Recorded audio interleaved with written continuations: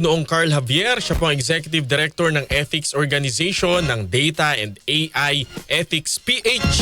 Good morning po, Carl. Si Xander ito at si Angel. Morning po. Ayun, Sir Carl, ano ho ba itong Data and AI Ethics PH para po sa as an introduction po sa ating mga tagapakinig at tagapanood? Sige, so we're an advocacy group. So may mga sinusulong ko ng mga specifically data rights, AI rights. So yan yung kasi medyo bago yung konsepto ng data rights kasi Yes, hindi natin naman iniisip. But in the last maybe 15-20 years, lahat ng bagay halos nagiging data na. So ano ba yung karapatan natin sa data natin? Yan yung isa. Tapos ngayon the AI, mas lalong nagiging, I guess, nag-iiba yung mundo, nag-iiba yung pwedeng gawin sa data natin dahil sa AI. So, naglalabas kami ng mga social media post na nag-educate ng mga tao tungkol sa data rights sila at sa AI rights sila. Tapos, nag-a-advance din kami ng mga policy sa gobyerno para makapag-adapt tayo ng rules na fair para sa mga tao. Opo. Sir, sa inyong pananaw, dapat po ba na iban na ang social media sa mga minor de edad tulad po sa Australia kung saan 16 years old and below, hindi po sila pwedeng gumamit ng SOCMED? So, may levels yan, parang dapat ba iban ng social media? Tapos ang tanong, kaya ba talaga siyang iban? Para pwede bang wala ng social media, hindi ma-access ng mga bata? Ang nakikita natin sa Australia, actually, kahit na sinasabi nila nakaban na, hindi ganun kadaling iban. Maraming ways din ng mga bata para gawin yan. Kumbaga, parang youth drinking na alam naman natin na hindi dapat umiinom mga bata ng alak, pero nakaka-access pa rin sila. So may mga ways to get around the ban. So, should we ban dahil nakakasama siya sa mga bata? Yes. Pero sapat ba ang ban para ma-address yung mga problema? No. So, medyo komplikado yung sagot kasi komplikado talaga yung problema. Pero yung problema na nakikita natin ay merong hindi magandang nangyayari sa mga tao dahil sa sobrang paggamit ng social media o hindi magandang paggamit ng social media. Isusunod ko na rin hong tanong, yung Roblox, di ba ho, nagdesisyon po ang ating pamahalaan na hindi na po total ban. Sa inyo pong palagay, sa inyong opinion, dapat ba, tama lang ba yung desisyon na hindi po i-total ban o dapat total ban? Kasi ayun naman tayo dun sa total ban. Yan. Kaya Sige. ba talaga yon? Two, sino ba talaga? Kasi makikita mo sa social media, sa diskurso sa social media, usap-usapin ng mga tao, sabihin nila, kasalanan kasi ng magulang kasi hindi nila binabantayin yung ginagawa ng mga anak nila. Tapos, sabihin, dapat ban na lang ng gobyerno kasi Roblox yun, masama. Pero hindi naman lahat sa Roblox masama. Pero, may mga bagay na pwede gawin ng Roblox para maging mas maayos. So, yun yung makikita natin yung ibang nakalagay yung platform. So yun yung hindi natin nakikita kasi parang tinatanggap na lang natin yung mga platform. Parang nandyan na lang siya sa buhay natin. And then for younger people na lumaki sila sa mundo na meron ng social media or namulat sila sa mundo na meron ng social media, hindi nila ma-imagine na wala. Kasi lahat ng ibang tao, may Correct. Facebook, may Instagram, ganyan. Pero actually, pwede ka naman mabuhay na walang social media. Di ba? Tapos yung social media, problema kasi, parang ang treatment natin sa kanya parang utility. Parang iniisa natin yung internet at yung pagiging nasa internet sa pagkakaroon ng social media. Tama, no? Correct po. Basta given yon. Kasi in some cases, for example, free internet equals free Facebook. Kaya napag-isa, yun yung medyo mautak na ginawa ng mga social media company, parang dun nila tayo dinala. Pero hindi ko kasi alam kung gaano kayong kabata, pero matanda na ako. So naalala ko yung panahon na papasok ako sa internet, magko-connect ako, tapos meron ako mga website na pinupuntahan bago pa nagkaroon ng social media. Correct. So, kumbaga, Opo. the internet can exist, all of the good things of the internet can exist without social media.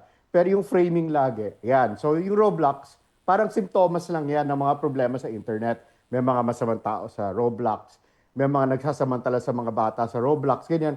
Pero ganyan din naman. So, ang kailangan natin, enforcement, policing, platform accountability. Maraming iba-iba. So, pwede natin himayin yan o isa-isahin. Pero, hindi kasing simple lang ng ban or no ban. No? Sir Carl, ano po yung mga ethical responsibility ng Roblox para po maprotektahan yung ating mga kabataan? Okay, so, ganito yung challenge natin. Kasi sinabi ko nga, yung trato natin sa mga to, para silang utility. Kasi ginawa silang space Di ba? Parang lugar sila na pinupuntahan natin. Pero rather than mall, na physically pinupuntahan mo yung lugar, yung imagination mo yung pumupunta doon. Diyan ka lang. Pero parang nakata-transport ka. Dinadala ka doon. Oo, lahat naman na naglaro ng video games, naiintindihan to. Lahat ng nag-online, naiintindihan, parang napupunta ka sa ibang lugar. So, ang tanong dyan, ano ba ang tamang frame natin? Sa akin, kailangan isipin natin kung lugar siya o kung produkto siya, ano ba yung expectations natin sa iba't ibang mga klase ng produkto? So, for example, yung mga laruan, pag nagpunta kang Toy Kingdom, may mga markings yung laruan kung anong age ang dapat na Correct. pwedeng Parang gumamit. 3 and up, ganun, 5 and Oo. up. Mhm. Tapos yung parents, pwede sila magdesisyon, ay, hindi ko muna bibigay sa anak ko to. Delikado pa to. 'Di ba? Pero dahil physical siya, mas madali siyang bantayan. Correct. Correct. Opo. Pag digital, mas mahirap. Pero ganun dapat ang thinking natin. Product level. May mga bagay sila nilalagay sa mga produkto na safe or unsafe or potentially unsafe. So for example, yung Lego na maliliit, 'di ba? Hindi naman yan inherently dangerous. Pero kapag binigay mo yun sa masyadong maliit na bata, pwede siyang Subo. ma-choke. Oo. Pero pag older, Pwede kaya naman. na. Yes. Marunong na yung bata na hindi sinusubo lahat. Correct. Diba? So, ganun yung levels natin. So, ang tanong, sa mga social media platforms, sa gaming platforms, naglalagay ba tayo ng ganyang level? At sino ang dapat? Gobyerno ba? Diba? May role eh. So, kunwari, may role ang gobyerno na mag-set ng rules. May role yung tindahan na, di ba, pag nasa loob ng tindahan yung product, nakalagay yung mga children's dito, nakiwa-hiwalay sila para hindi ka magkakamali. May role yung manufacturer kung ano yung nilalagay nila at paano minamarkahan yon. Tapos na nag-enforce yung gobyerno. May role ang parents. Parents. So, kailangan isipin natin buo. Kaya yung problem ng, dapat ba natin iba o hindi niya tinitingnan na isa siyang parang big system siya. So, kailangan i-approach natin internet as that big system. Tuloy ko lang yung metaphors ko. So, ganyan din. Kapag nag-open ka ng business, di ba, nag-open ka ng coffee shop o kung ano man, magkukuha ka rin ng permit. Kailangan meron kang fire extinguisher, di ba, kung ano ng mga permits na rini-require ng gobyerno para magpatakbo ka ng business, para magkaroon ka business license, lahat nandyan. Usually sa software kasi minsan pwede ka lang mag-launch. And for the most part, ang software, parang kunwari, nag-download kayo na app. At your own risk yan eh. Download ka lang na app, okay. Oh, and then, shoot na virus ako. Eh, sino may kasalanan? Ikaw, dinownload mo yun eh, di ba? Pero minsan, may mga bagay na ganyan na we need to be protected from. Kaya rin naman may cybersecurity risk and ganyan. So, it's a big range. Kailangan bago yung pag-iisip natin. But there are systems in place na pwede natin gamitin para alam natin kung paano ba dapat i-ban to or paano ba siya dapat i-control or paano ba siya dapat i-regulate. Ganon. Opo, kasi po ang ating gobyerno, ang CICC, hindi ho ito yung unang pagkakataon na propose sila ng Telegram. ban, 'di ba? Yung Telegram. Kumbaga po pag nagkakaproblema, Ng solusyon. iniisip na ibaban. Ibaban. Ano ho ang inyong opinion dun sa ganung parang knee-jerk decisions? One, di ba, bakit nila hindi natutuloy? Kasi hindi legal. Kasi hindi dinadaan sa tamang sistema. So, ganyan tayo. Para nakakasama yan, bawal na yan. I-ban na lang natin. Pero yung mismong pag-ban, delikado yan. Kasi oras na sinabi mo, okay, ibaban natin tong website na to. Anong proseso natin sa pag-ban ng website na yan? Kasi may mga nagsabi na masama. Alam naman natin, ang internet ngayon, pwede ka mag-unleash ng bot farm, tapos sasabihin na masama, take down. Kahit itong radio show nyo, pag may nagsabing masama yan, meron kayong laban. Hindi kayo pwedeng basta-basta isara.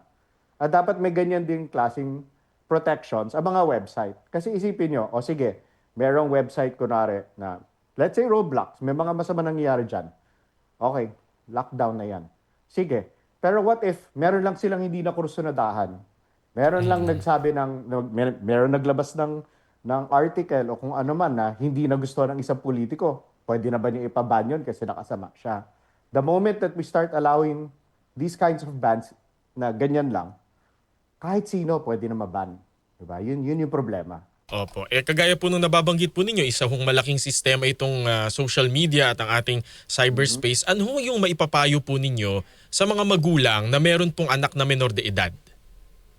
So one, kailangan talaga isipin natin kailan natin sila bibigyan ng gadget. Oh. Kailan nga ba? Kailan nga ba? Anong age? Anong age? Ito yung nakakagulat, no? Pag tinignan mo yung mga marami nasusulat tungkol sa Silicon Valley, San Francisco, ganyan. Yung mga gumagawa ng ganito mga gadget, hindi nila binibigyan ng gadget yung mga anak nila agad. Sila mismo, yung gumagawa Sila mismo, ha? Oo. Yung schools, wala. Di ba sa US, nagbaba na sila ng cellphone sa school, ganyan. Bakit tayo ganyan? Yung lalabas ka, may bata, meron na lang siyang iPad para matahimik. Naintindihan ko kasi naman, mahirap magpatahimik ng bata at magaling yung social media sa ganyan. Pero anong klaseng conditioning and training ang nangyayari doon sa bata?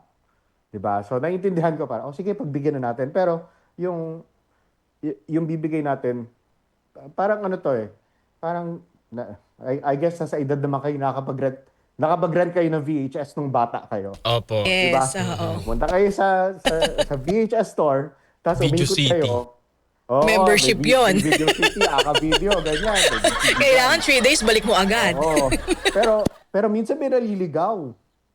Minsan, pagpasok mo doon, yung papambata, bigla may South Park kasi cartoons. Hindi naintindihan ng magulang, hindi pambata yan, hindi porket cartoons lang. So meron ding responsibilidad ng magulang na alamin kung ano. But also, sa sobrang galing at sobrang lakas ng social media companies, hindi naman kaya na magulang i-resisto. Alam mo kung bakit? Kasi pati tayo mga matatanda, addict din naman tayo. Di ba?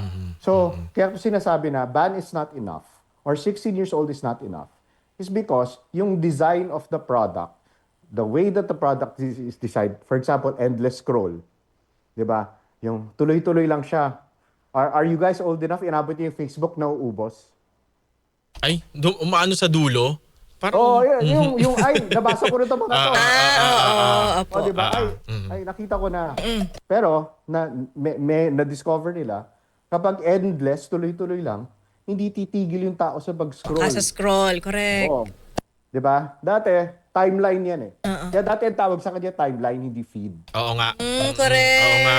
Oo. Kasi dati, may time. Tapos di ba, kung kailan nag-post yung tao, ayan. Kung nag-post Makikita mo. agad, makikita mo. Guys, kita tayo mamaya sa mall. Ganyan, di ba? Ngayon, pag nakita mo yung mga post, events, ganyan. Minsan tapos na, saka pa lang lalabas. Kasi hindi na timeline, feed na siya. Tapos endless. Tapos mas lalo sa video. Di ba? Tuloy-tuloy lang yung video. Kaya hindi mo Tuloy-tuloy, minsan hindi maano, natatapos. sir, kung ilang oras ka na nakababad sa Screen kakascroll time. mo dun, di ba? So, one, mas apektado mga bata. Mas madali sila mas marami din silang oras. So, imbis na iba yung ginagawa nila na baka mas productive, dyan na pupunta. Diba? Pero tayo as adults, nangyari na sa atin yan, yung nagsuscroll tayo, tapos pag nangin natin, hala, nakadalawang oras na ako dito. Oo. Diba? So, yun yung sinasabi ko. Kailangan tingnan natin, hindi lang yung baban ba natin o hindi. Ano ba yung behaviors na nasa loob ng product? Diba? Na nakakabuti o nakakasama sa atin. Diba? The next is the algorithms. Basically, yun nakikita mo.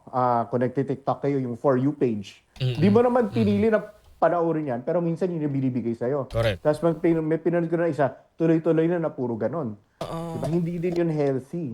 Diba? Hindi rin, parang kaya nandito tayo sa panahon na to na hindi na pare-pareho yung pinaniniwalaan ng mga tao kasi iba-iba tayo ng feed, iba-iba tayo yung reality. So, these are certain things na product decisions. Like I said, parang yung size sa laruan, yung size ng ganyan, linalagay nila yan, produkto yan, design yan. Hindi lang siya biglang nag-exist, nagdi-decision sila. Nagkaroon ng ruling sa US last week. At sinabi nga nila na yung product decisions ng Meta at saka ng Google nakasama sa mga tao at nagbigay sila nagkaroon ng rulings against Meta and Google dahil nga nakakasama sa mga bata. So, kailangan isipin natin yun, yung product na yan, nag-enjoy tayo, pero nakakasama din siya. 'Di ba? May warning ba yan? 'Di ba? Parang sa alak, drink moderately. Meron ba tayong ganyan dyan? So lahat naman talaga ng sobra nakakasama, di ba, Sir Carl? Opo, okay. With that, Sir Carl, maraming salamat po sa inyong oras at panahon dito po sa aming programa. Marami po kaming natutunan. Maraming salamat po. Thank you po, sir. Thank you. All right, bye-bye. Nakausap po natin si Ginoong Carl Javier, siya po ang Executive Director at Chief AI Ethicist ng Data and AI Ethics PH. Ang galing paliwanag ni sir, no? Oo, ang galing. Pwede rin natin siyang another episode. Yung halimbawa, ethics naman sa paggamit ng AI. AI. Dahil nga yan ang, ano ngayon, partner? Oh, yan ang ginagamit